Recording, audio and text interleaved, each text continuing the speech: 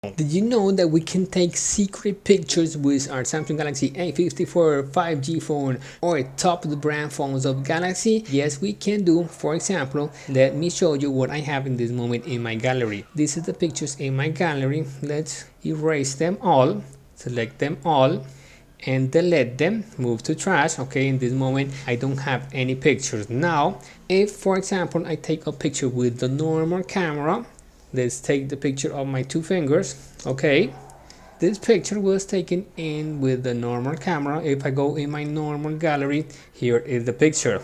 But we have a secret camera. Where is the secret camera? We enter our secure folder. Into the Samsung Galaxy secure folder, enter with our fingerprint, and here is the option of the camera again. All the photos, pictures and videos taken with this camera will be saved in the secret gallery.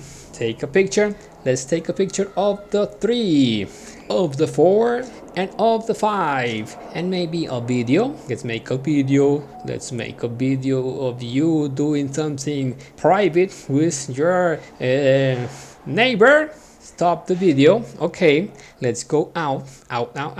Let's close all. Let's close all and enter our gallery.